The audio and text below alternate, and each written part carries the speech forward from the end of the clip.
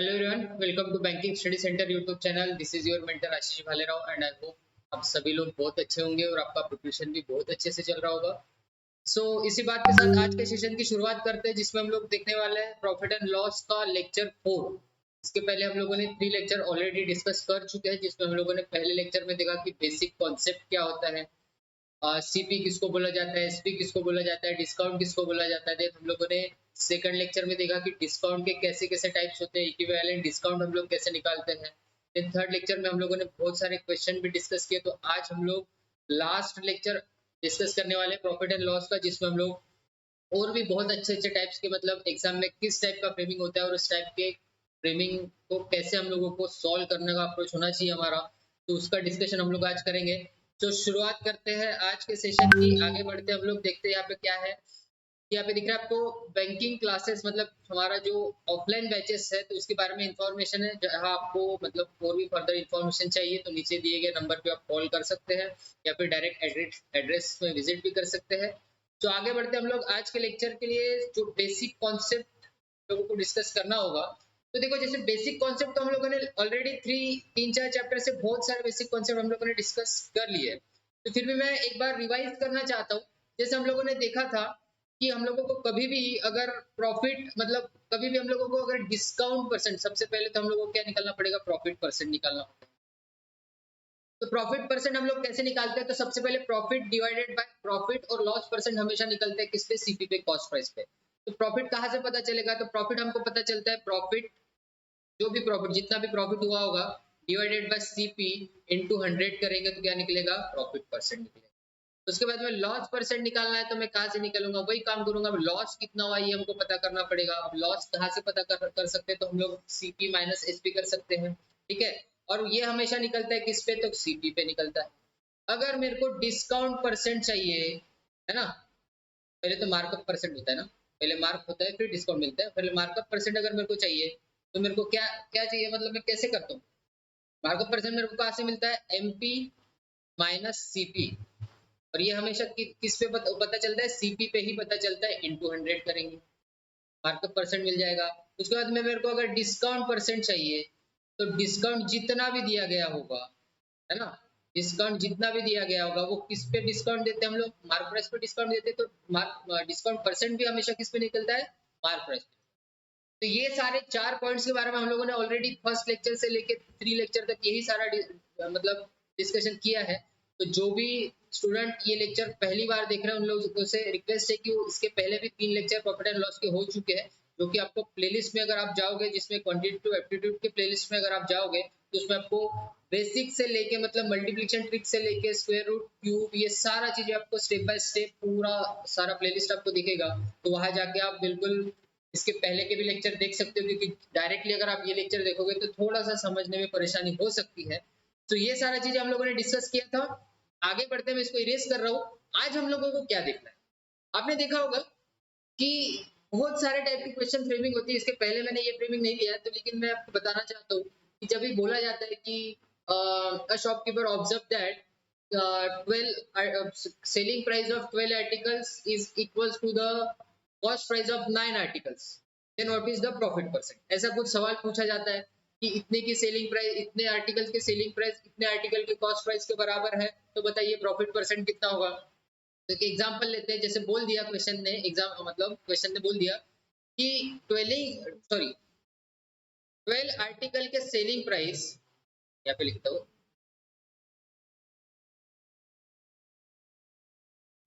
12 article की selling price ये बराबर है 9 आर्टिकल के कॉस्ट प्राइस। और पूछा जाता है कि बताओ प्रॉफिट और लॉस परसेंट कितना होगा। इस टाइप की फ्रेमिंग होती है। तो यहाँ पे करना कुछ नहीं, हमको पता है कि 12 articles, selling price of 12 articles is equals to cost price of 9 articles. मैंने कुछ नहीं करना है, मैंने 3 से काट देना है। 3 4 12, 3 3 9। मुझे यहाँ पे क्या मिल जाएगा, एसपी अपॉन सीपी मिल जाएगा, जो कि कितना होगा, 3/4 होगा। मतलब कॉस्ट प्राइस 4 है तो सेलिंग प्राइस 3 है। मतलब लॉस कितने को हुआ, 1 रुपए का। हमेशा परसेंटेज किस पे निकलता है, तो कॉस्ट प्राइस पे निकलता है। कितने पे हुआ तो 4 रुपीज पे हुआ, यहाँ पे इंटू 100 कर देंगे क्योंकि परसेंट निकालना है, यहाँ पे 25 आ जाएगा, मतलब 25% का लॉस इसमें हो रहा है। क्लियर है? ऐसे ही टाइप के आपको क्वेश्चंस आगे भी दिखने मिलेंगे, मतलब बिल्कुल सेम फ्रेमिंग होती है ऐसे ही, मतलब इतने इसके पहले भी मैंने पहले लेक्चर में आपने देखा होगा कि 23 रुपए किलो की शक्कर वो 24 रुपए किलो से बेच रहा है, ऐसा कुछ मैंने फ्रेमिंग दिया था फर्स्ट लेक्चर में, तो आप उसको भी देख लीजिएगा। तो उसकी जो वो जो क्वेश्चन की फ्रेमिंग है इसी से हुई है, मतलब इसी के धीरे धीरे स्टेप बाय स्टेप बढ़ के उस टाइप का क्वेश्चन को फ्रेम किया गया है। तो इसी टाइप के क्वेश्चन आज हम लोग डिस्कस करेंगे। आगे बढ़ते थे, नेक्स्ट हम लोग देख रहे हैं आते हैं पहले क्वेश्चन पे, और ये रहा आपके सामने टाइमर। पहला क्वेश्चन है, अच्छा ये क्वेश्चन उस टाइप का है जिसमें मैंने डिस्काउंट में लास्ट में एक बार सीपी और एमपी का क्या बताया था आपको, एक रिलेशन बताया था कि क्या बन सकता है, याद करो उसको, जरूर आपको याद आएगा।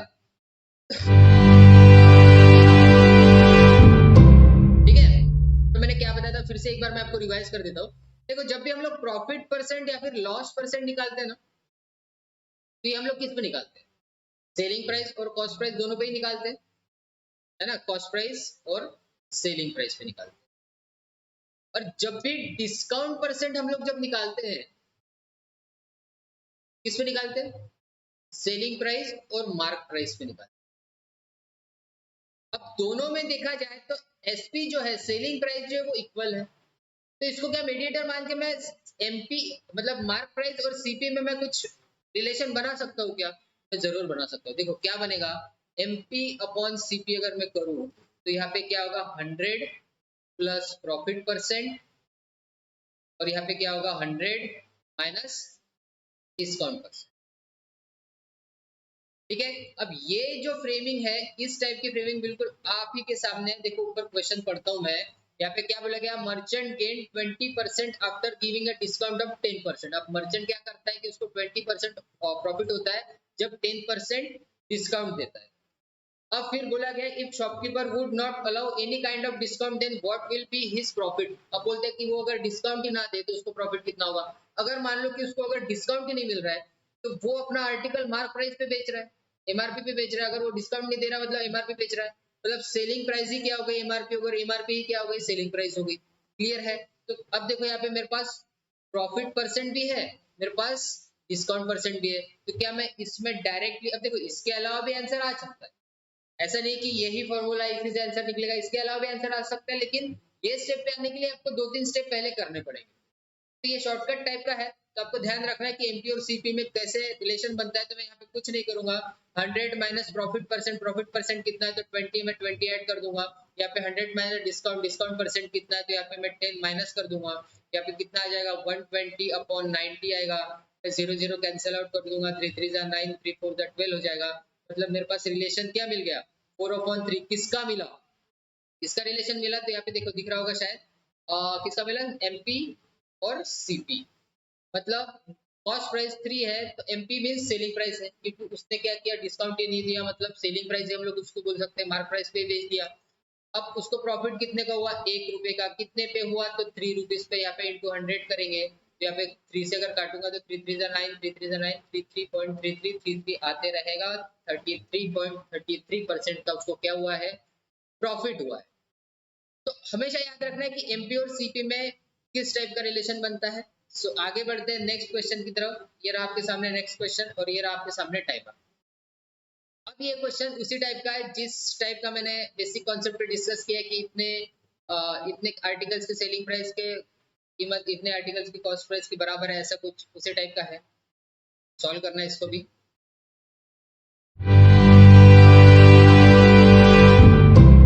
ठीक है, यहाँ पे देखो क्या बोलेगा, if cost price of 350 articles is equal to the selling price of 300 article, मतलब 350 आर्टिकल्स के कॉस्ट प्राइस की कीमत जो है वो 300 आर्टिकल के सेलिंग प्राइस के बराबर। तो मैं कुछ नहीं करूंगा, जैसा बोला गया है वैसे मैं लिखूंगा। क्या करूंगा 350 आर्टिकल्स की जो कॉस्ट प्राइस है वो 300 आर्टिकल के सेलिंग प्राइस के बराबर। अब बताइए पूछा गया प्रॉफिट एंड लॉस परसेंट, कुछ नहीं करूंगा मैं कैंसिल आउट कर दूंगा 0 0, ऐसे 5 से करूंगा, 5 7 35, 5 6 30, मतलब सीपी और एसपी का मेरे को डायरेक्टली यहाँ पे रिलेशन मिल रहा है। 6/7 मतलब कॉस्ट प्राइस थी 6, सेलिंग प्राइस है 7, प्रॉफिट कितने का हुआ 1 रुपीज का, कितने रुपए पे हुआ मतलब कितने रुपए पे हुआ था 6 रुपए पे, और इंटू 100% पूछा गया, इंटू 100 करना पड़ेगा, 6 1 6 हो जाएगा, 40 बचेगा, 6 6 36 होगा, फिर 40 बचेगा, तो 6 6 आते रहेगा, मतलब 66.66% is option number 2, is option number B is our right. Clear है? बिल्कुल आसान क्वेश्चन है, कुछ नहीं करना है, हमको रेशियो निकालना है, डायरेक्टली उसी बेस पे हम लोगों को क्या करना है, परसेंट निकालना है। अब ये कैसे किया ये मत देखना, इसके लिए पहले आपको तीन लेक्चर जो प्रॉफिट एंड लॉस के हुए हैं वो आपको देखना पड़ेगा। अगर सीक्वेंस से देखोगे तभी ये समझेगा, अदरवाइज आपको नहीं समझने से रहा, अगर समझता भी है तो बहुत अच्छी बात है। आगे बढ़ते हैं, नेक्स्ट क्वेश्चन, ये रहा आपके सामने टाइमर। अब उसी टाइप का क्वेश्चन है, अब थोड़ा सा चेंज, अब एक ही टाइप का नहीं रहेगा, थोड़ा कुछ चेंज भी होगा उसमें।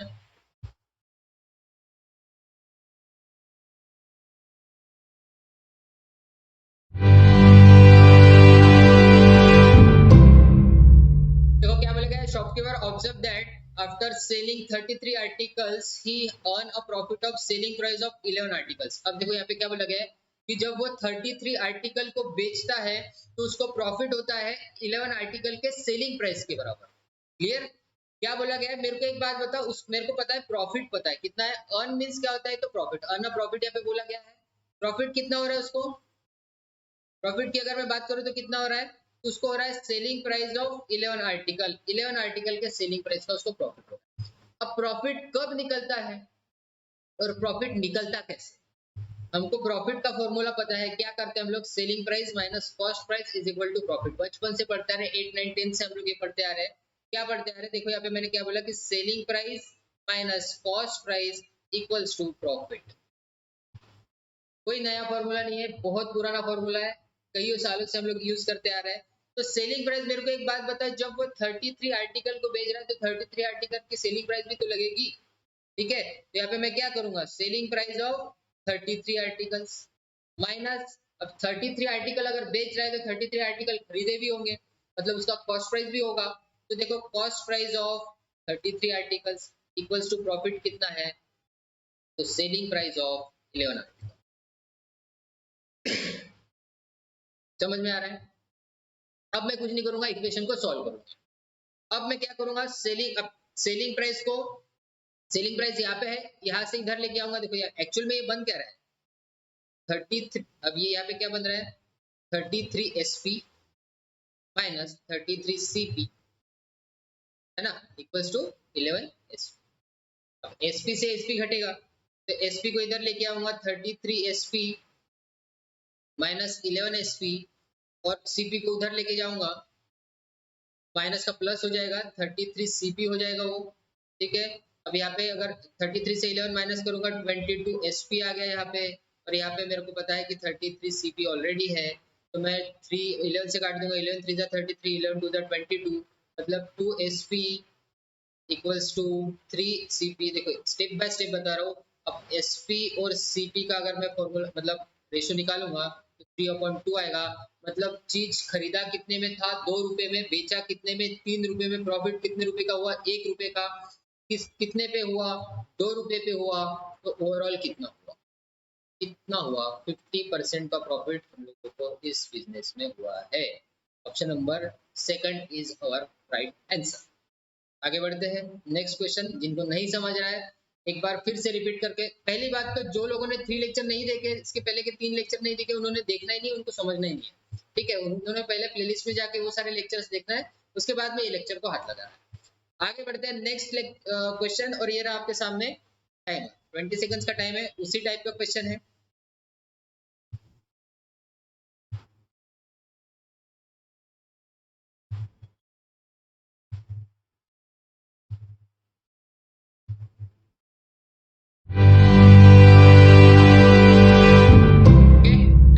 क्या बोला गया, Rahim incur loss of selling price of 6 cents. अब यहाँ पे उसको लॉस हो रहा है, इसको रहीम, मेरे को नहीं, रहीम को हो रहा है, ठीक है। अब लॉस कितना हो रहा है, सेलिंग प्राइस ऑफ 6 हेन्स, मतलब 6 मुर्गियों के सेलिंग प्राइस के बराबर उसको लॉस हो रहा है।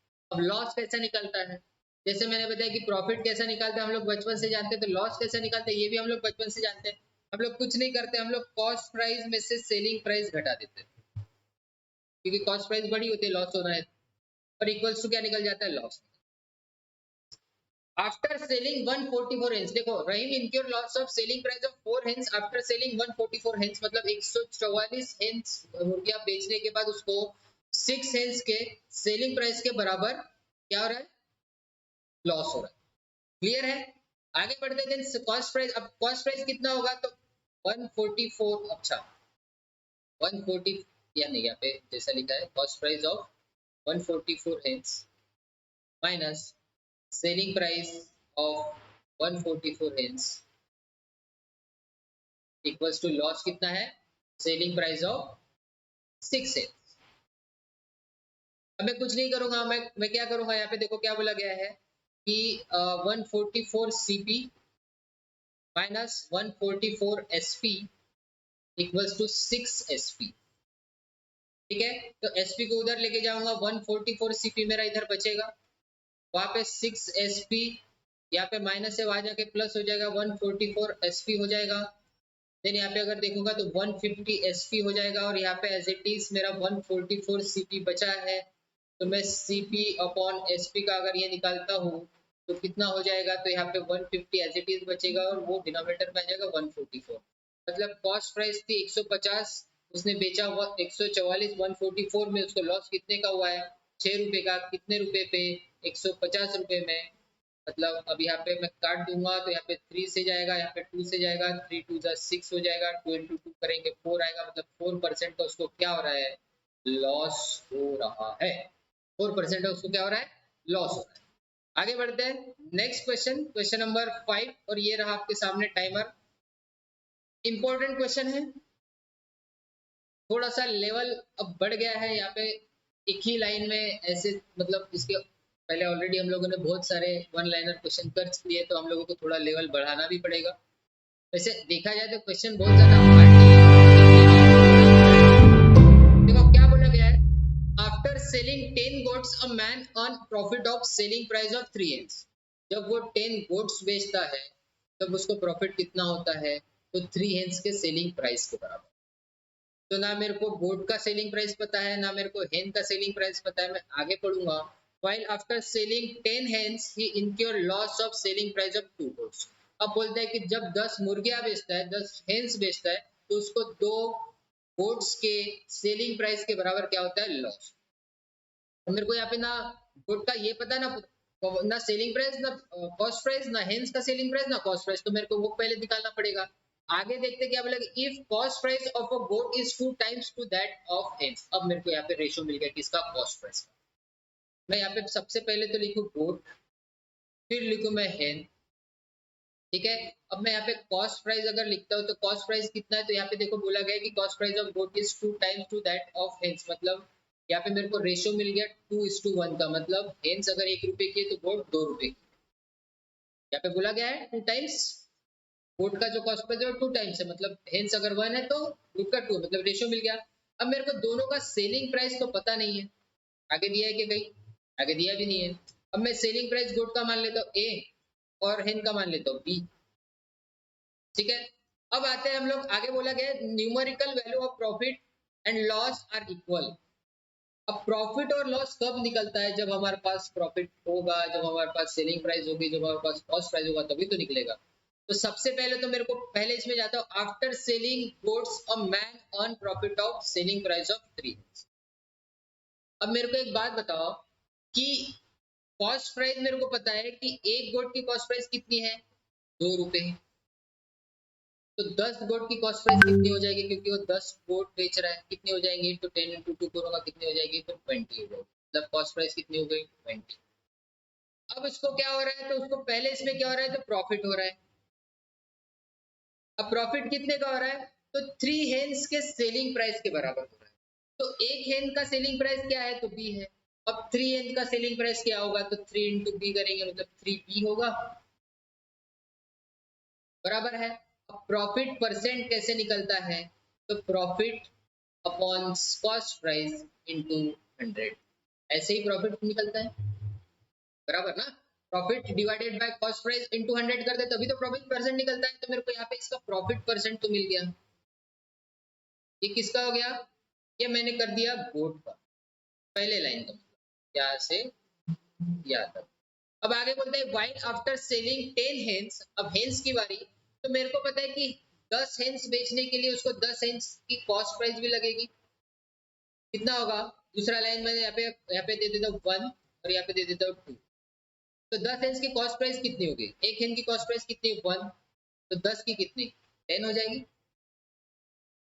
अब 10 हेन्स जब बेचते हैं तो उसको क्या होता है? Loss of selling price of 2 goats.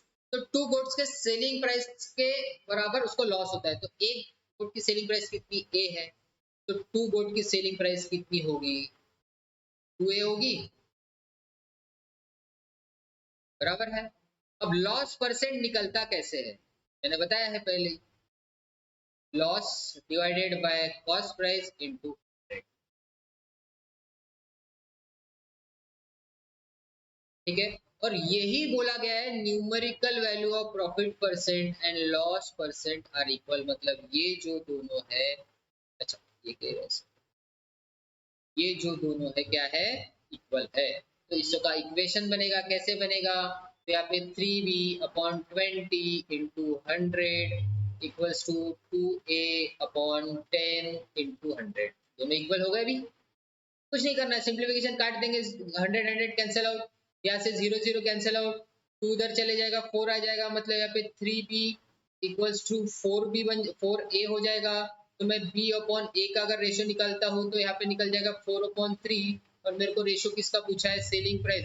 Now then calculate the ratio between selling price of both two hens. तो मेरे को यहाँ पे a मिल गया है 3 और b मिल गया है 4। ए और बी की तो वैल्यू निकालनी थी, मेरे को क्या निकालना था? सेलिंग प्राइस ही निकालना था दोनों का। तो यहाँ पे देखो क्या रेशियो निकल रहा है? 3:4, मतलब option number 2 is our right answer. मेरे को वही निकालना था, रेशियो निकालना था। मैंने कुछ नहीं किया, जैसा जैसा क्वेश्चन ने बोला वैसा वैसा मैंने सॉल्व किया है। तो अगर नहीं समझ में आया तो आप इसको रिपीट करके भी देख सकते हो। आगे बढ़ते हैं नेक्स्ट क्वेश्चन की तरफ, और ये रहा आपके सामने नेक्स्ट क्वेश्चन, और ये रहा आपके सामने टाइमर। इसको भी सॉल्व करना है फटाफट। ही नहीं लाया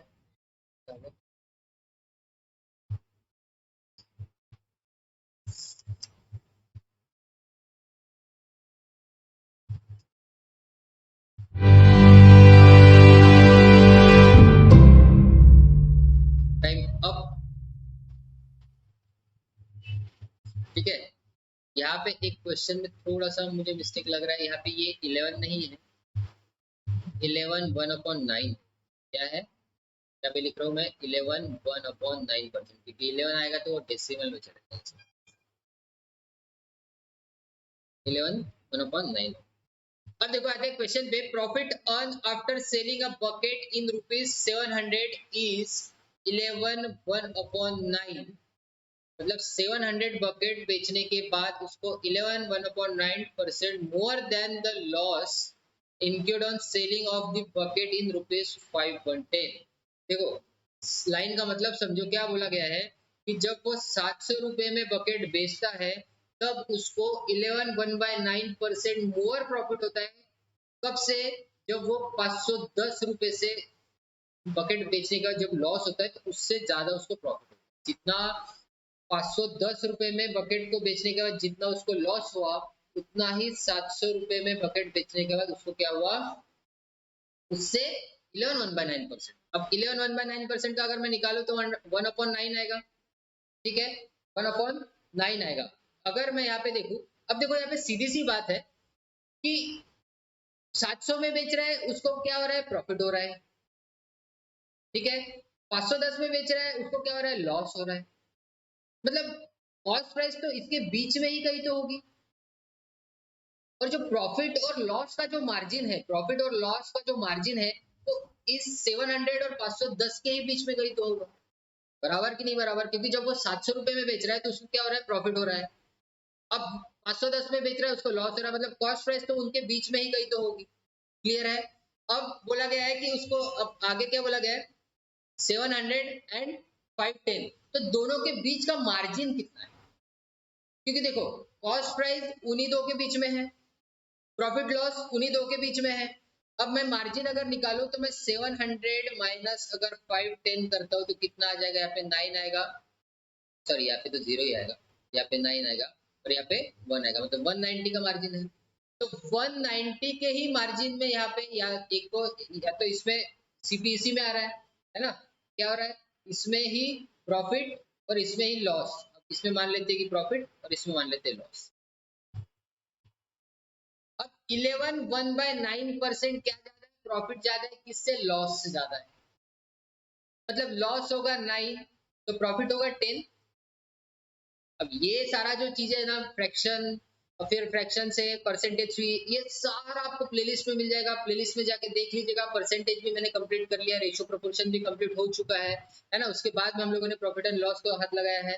तो वो चैप्टर्स आप पहले देख लीजिएगा, ताकि ये सारा चीजें जो हम लोग कर रहे हैं, ये सारा चीजें आपको समझ में आ जाए। क्लियर है। अब देखो 11 1/9% अगर लॉस से प्रॉफिट ज्यादा है, तो मतलब लॉस 9 होगा तो प्रॉफिट कितना होगा, 10। और इसी 19 मतलब इसी 10 और 9 का मतलब होता है, 10 + 9 का मतलब 19 हो रहा है। तो 19 का मतलब 190, तो 1 का मतलब कितना, तो 19 मतलब 1 का मतलब 10 हो जाएगा। तो मतलब लॉस कितने का हुआ, तो 90 रुपीज का।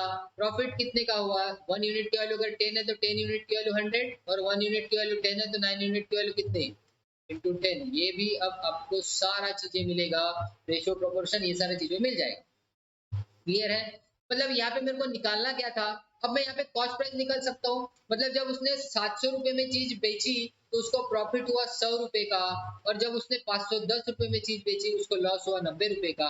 तो मैं यहाँ से क्या निकल सकता हूँ, कॉस्ट प्राइस निकल सकता हूँ। चाहे मैं 700 से 100 घटा दूं, चाहे मैं 510 में 90 मिला दूं, है ना। तो आंसर मेरा क्या आने वाला है, मेरा आंसर आने वाला है 600। कितना आने वाला है, 600, जो कि हमारे लिए क्या बन जाएगी, कॉस्ट प्राइस बन जाएगी। तो मैंने इस जो भी इन्होंने जो बेचा है बकेट, इसका कॉस्ट प्राइस मैंने निकाल लिया है। आगे सवाल देखते क्या पूछा है, then calculate the price after selling on which the shopkeeper can get the profit of 10%। अब बोला जाता है कि उसको उसका सेलिंग प्राइस बताओ कि उसको 10% प्रॉफिट हो जाएगा। मतलब उसको कितने रुपए में बेचना पड़ेगा कि उसको 10% का प्रॉफिट होगा। फिर को एक बात बताओ, 600 रुपए की चीज है, उसको 10% का प्रॉफिट कमाना है, तो इसी का 10% तो उसको बेचना होगा, है ना। 2 0 कैंसिल आउट हो जाएगा, कितना हो जाएगा 660, मतलब 660 रुपए में बेचना पड़ेगा। Option number 3 is our right answer. Clear है, 660 हमारा आंसर होगा। आगे बढ़ते हैं नेक्स्ट क्वेश्चन की तरफ। ये रहा आपके सामने नेक्स्ट क्वेश्चन, और ये रहा आपके सामने टाइम।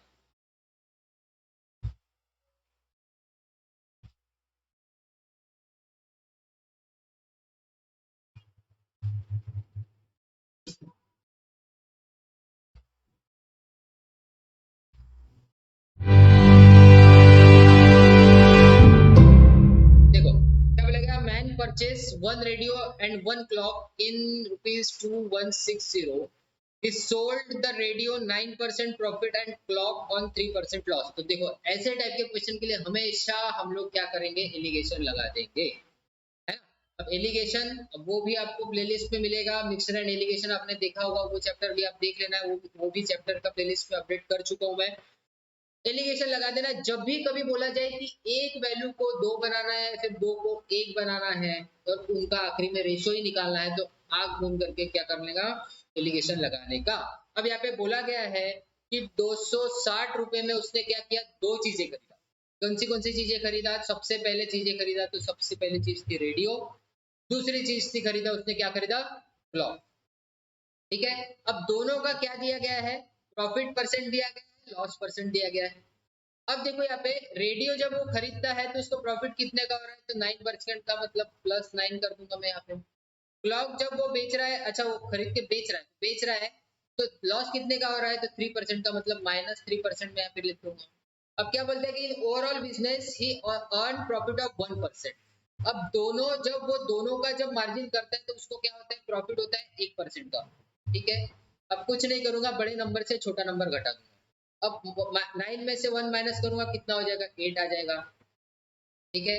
अब यहाँ पे देखो, +1 -3 क्या कर रहा है, मेरे को क्या करना है, बड़े नंबर से छोटा नंबर घटाना, या फिर तुम ऐसा बोलो -3 माइनस +1, क्या आएगा आंसर,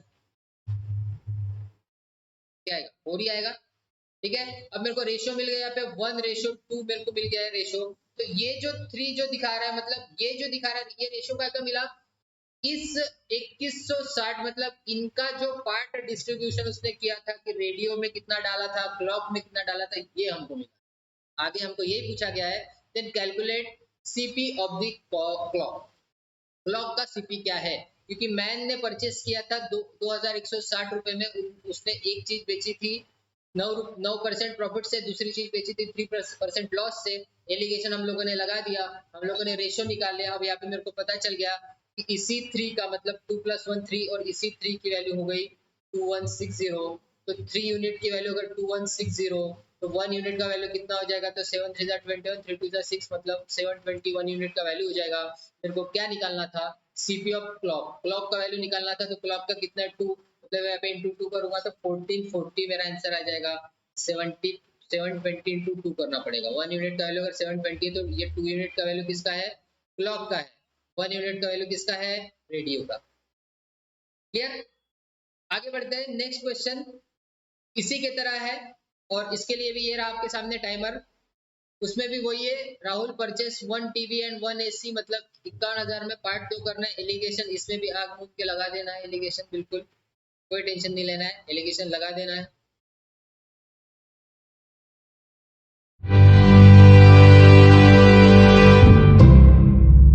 ओके, यहाँ पे देखो क्या बोला गया है, Rahul purchase 1 TV and 1 AC in ₹51,000। Rahul ने क्या किया, 51,000 में एक टीवी और एक एसी खरीदा।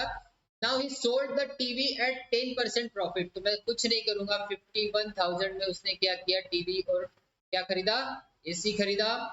टीवी को कितने में बेचा, 10% प्रॉफिट में बेचा, तो यहाँ पे प्लस 10% लिखूंगा मैं। एसी को कितने में बेचा, तो -7%, मतलब लॉस में बेचा। अब यहाँ पे calculate CP of TV if overall business neither he gets profit neither loss. अब पूरे के पूरे बिजनेस में क्या बोलता है, ना लॉस हुआ है ना प्रॉफिट हुआ, मतलब 0। ठीक है, यहाँ पे मैं बड़े नंबर से छोटा नंबर अगर घटा देता हूँ, तो यहाँ पे 10 से 0 घटाऊंगा 10 ही आएगा, 7 से 0 घटाऊंगा कितना आएगा, तो 7 ही आएगा, कुछ नहीं आएगा यहाँ पे। तो मेरा रेशियो क्या आ गया, 7:10। मतलब अब इसी 17 की वैल्यू, अब ये 10 जो है ये एसी के लिए दिया है, 7 जो है ये टीवी के लिए दिया है, और दोनों का टोटल मिला के किसके लिए दिया है, तो पूरा टोटल, मतलब 17 यूनिट की वैल्यू अगर 510000 है, तो 1 यूनिट की वैल्यू कितना हो जाएगा, तो 3000 हो जाएगा। 17 3 51। अब ये आपको पूछना नहीं है, ये आपको सारा चीजें देखना पड़ेगा। अब 1 यूनिट का वैल्यू अगर 3000 है, तो हमें क्या पूछा गया है, कॉस्ट प्राइस ऑफ टीवी। तो टीवी का कॉस्ट प्राइस क्या है, हमारे हिसाब से 7 है, तो इसी 7 यूनिट का वैल्यू निकालना पड़ेगा मेरे को। 3000 इंटू कर दूंगा, मतलब 21,000 is our answer, 21K is our right answer. Clear है। आगे बढ़ते हैं question number next, question number 9, और ये रहा आपके सामने टाइमर। फटाफट सॉल्व करना है इसको भी। रामलाल परचेस 33। अच्छा हाँ, आपको याद होगा कि मैंने सेकंड या थर्ड लेक्चर में जो 3 डब्बे बना के बताया था, जिसमें शायद पेन था कि 1/3 पार्ट बेच दिया उसने इतने में, बाकी का कितने में बेचेगा, उसी टाइप का ये क्वेश्चन। अब देखो यहाँ पे जब भी हमको प्रॉफिट एंड लॉस परसेंट पूछा जाता है ना, और हमारे पास डेटा दिया गया होता है कि 39 quintal of rice are sold in इतने इतने रुपए में, तो ये इस चीज की कुछ भी हमको जरूरत नहीं है, इस चीज का हमको कुछ भी जरूरत नहीं है। अब ये क्या बोलता है कि ही sold 1/4 part of it at 10% loss. अब मेरे को ऐसी वैल्यू देखना है जो मेरा कैलकुलेशन इजी कर, क्या करना है, ऐसी वैल्यू देखना है कि जो मेरा कैलकुलेशन इजी कर। अब मैंने क्या बोला कि मैं, अब इसने बोला कि 39 क्विंटल, लेकिन अब यहाँ पे 4/1 1/4 पार्ट बोला गया, तो मैंने क्या कर दिया, चलो बोल दिया कि 4 मतलब राइस के पूरे मेरे पास। ठीक है, क्यों 4 लिया, क्योंकि यहाँ पे मेरे को 1/4 निकालना था, मेरा कैलकुलेशन इजी हो जाना चाहिए। अब क्या बोलता है कि 1/4, अब इसके लिए मैंने मान लो कि मैंने इसके लिए सबका कॉस्ट प्राइस रख दिया कि चलो एक का कॉस्ट प्राइस है 100 रुपए। ठीक है, अब 100 क्यों लिया, क्योंकि मेरा कैलकुलेशन आसान होना चाहिए, परसेंट निकालना है मुझे। ठीक है, अब क्या बोला गया कि 1/4 part of it at 10% loss. अब मेरे को एक बात बताओ, 4 बोरियां है, अब 4 का 1/4 अगर निकालूंगा तो कितना हो जाएगा, 1 ही आएगा। मतलब उसने एक बोरी को बेच दिया कितने रुपए में, 10% लॉस में, मतलब उसने 10% इसको लॉस हो गया, मतलब अब उसके पास बेचा कितने में होगा, उसने बेचा कितने में होगा, 90 रुपीज में बेचा होगा, तभी 10 रुपए का लॉस हो गया उसका। अब भैया उसको ऑलरेडी लॉस हो गया 10 रुपए का, ठीक है। आगे बढ़ते, आगे बोला गया है and again he sold half of the whole quantity at 10% profit, ठीक है। अब क्या बोलता है कि half of the whole quantity, मतलब जितनी क्वांटिटी है उसका आधा। अब पूरी क्वांटिटी कितनी है मेरे हिसाब से, तो 4 बोरे हैं मेरे पास, अब उसका आधा कितना होगा, 1/2 होगा। 1/2 मतलब कितना हो जाएगा, तो 2 हो जाएगा। अब ये जो 2 बोरे जो है उसने क्या किया, उसने 8% प्रॉफिट से बेचा। अब इस पे भी 8% प्रॉफिट सोच लो, मतलब ये कितने में बेचा होगा, 108 रुपए में। इसमें भी 8% प्रॉफिट सोच लो, ये कितने में बेचा होगा, 108 रुपए में, ठीक है। अब उसके जेब से गए, अब यहाँ पे देखो इसने अभी भी वो लॉस में है कि प्रॉफिट में, पहले उसमें 10 रुपए कमाया, फिर उसमें यहाँ पे 8 रुपए कमाया, तो फिर 2 रुपए फिर लॉस में है, फिर यहाँ पे 8 रुपए कमाया, तो अब उसके पास +6 में चल रहा है। इसमें चल रहा है +6 में चल रहा है। आगे बोला गया calculate the profit and loss earn on remaining quantity of rice to get 3% profit in overall business. अब पूरे के पूरे बिजनेस में उसको क्या चाहिए, 3% का प्रॉफिट चाहिए। अब पूरा बिजनेस कितने का, मेरा 4 बोरे का बिजनेस है। अब इसका कॉस्ट प्राइस कितना है, तो 400 रुपए मेरी कॉस्ट प्राइस है, दिख रहा है यहाँ पे। मेरे हिसाब से मैंने 100 रुपीज की बोरी माना था, मेरे हिसाब से कॉस्ट प्राइस कितना है, 400 रुपए। अब 400 रुपए का 3% प्रॉफिट मतलब कितना हो जाएगा, तो यहाँ पे हो जाएगा 12 रुपए, ठीक है। मतलब मेरे को क्या चाहिए, 412 रुपए टोटल मेरे हाथ में आना चाहिए। मेरे पास अभी तक हाथ में आए कितने हैं, 90 + 108 + 108, 108 + 108 करेंगे कितना आ जाएगा, 216, 216, ठीक है। देन 216 करेंगे, यहाँ पे 90 करेंगे, 306, मतलब 306 रुपए अभी तक मेरे पास आया है। मेरे को टोटल कितना चाहिए, 412। तो मेरे को एक बात बताओ, जो आखिरी वाला बोरा है वो मैं कितने रुपए में बेचूंगा, तो मेरे को बेचना पड़ेगा 412 में से अगर मैं 306 माइनस कर दूं, है ना, 300 तो 12 में से 6 जाएगा, 6 आएगा, यहाँ पे 0 आएगा और यहाँ पे कितना आएगा, 1 आएगा, मतलब 106 रुपए में मेरे को बेचना पड़ेगा। और 106 रुपए में अगर मैं बेचूंगा तो कितना परसेंट प्रॉफिट से बेच रहा हूँ, तो मैं 6% प्रॉफिट से बेच रहा हूँ। और यही मेरा आंसर था कि आखिरी बोरा वो कितने परसेंट से प्रॉफिट में बेचेगा ताकि उसको ओवरऑल प्रॉफिट 3% मिलेगा। तो मतलब मेरा आंसर क्या रहेगा, option number 3 is our right answer. Clear है। तो ऐसे भी टाइप के क्वेश्चन होते हैं। इसके आगे का भी क्वेश्चन बिल्कुल इसी टाइप का है। आगे बढ़ते हैं, लास्ट क्वेश्चन है, 20 सेकंड्स अभी भी दे रहा हूं आपको, फिर से एक बार देखिए क्या आता है आंसर।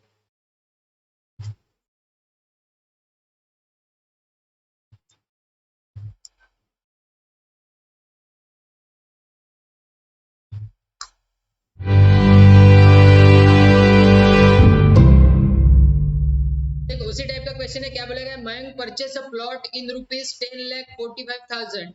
अब मेरे को इस 10,45,000 का कोई लेना देना नहीं, क्योंकि इसमें भी बोला गया 1/5 पार्ट इतने में बेचा, 1/6 पार्ट इतने में बेचा, इस टाइप की फ्रेमिंग होती है जरूर, ठीक है। अब मेरे पास क्या है कि ही sold 1/5 part of it at 4% profit, मतलब 1/5 पार्ट जो है। तो सबसे पहले तो मैं क्या बोलूंगा कि मेरे पास कितने प्लॉट है, मेरे पास 5 प्लॉट है। मैंने 5 प्लॉट क्यों लिया, क्योंकि मेरे को वहां पे 1/5 चाहिए था और मेरा कैलकुलेशन क्या होना चाहिए, इजी होना चाहिए। अब 1/5 पार्ट, अब मैंने हर प्लॉट की कीमत वही, मेरे हिसाब से 100 रुपए कीमत है इसकी। कैलकुलेशन इजी करना है, मेरे को आखिरी में निकालना क्या है, मेरे को वैल्यू नहीं निकालनी, मेरे को परसेंट निकालना है। परसेंट निकालने के लिए वैल्यू के पल्ले में जाना ही नहीं, वैल्यू के पल्ले में जाओगे तो क्वेश्चन कहीं वही अटक जाओगे, ठीक है। ऐसे टाइप के जब भी परसेंटेज पूछा जाए तो परसेंटेज से ही 100 लेके ये लेके जो भी कैलकुलेशन इजी लगता है उसी से काट देंगे। अब यहाँ पे बोला गया कि 1/5 पार्ट ऑफ इट 4% प्रॉफिट, मतलब मेरे को एक बात बताओ कि 5 प्लॉट का 1/5 अगर मैं निकालूंगा तो मतलब मेरे लिए क्या हो जाएगा, 1 आएगा। अब पहला प्लॉट उसने बेच दिया कितने परसेंट प्रॉफिट से, 4% प्रॉफिट से बेच दिया। तो 4% अगर प्रॉफिट से अगर वो बेचा है तो मतलब उसने सेलिंग प्राइस कितनी होगी, 104 रुपए में बेचा होगा, तभी उसको 4% का प्रॉफिट आया। क्लियर है। आगे बढ़ते, if he wants 6% profit in overall business, then at what price, at what profit loss he must sell the remaining plot. अब क्या बोलता है कि उसको ओवरऑल, ओवरऑल मतलब सारे के सारे बिजनेस में, मतलब सारे के सारे बिजनेस में उसको 6 रुपए का, मतलब 6% का प्रॉफिट चाहिए। तो मेरे हिसाब से 100 हो गया, 100 100 100 करेंगे तो 105 मतलब 500 रुपए का वो प्लॉट है। 5 प्लॉट मेरे कितने रुपए के, 500 रुपए के। उसको प्रॉफिट कितने का होना चाहिए, 6% का होना चाहिए।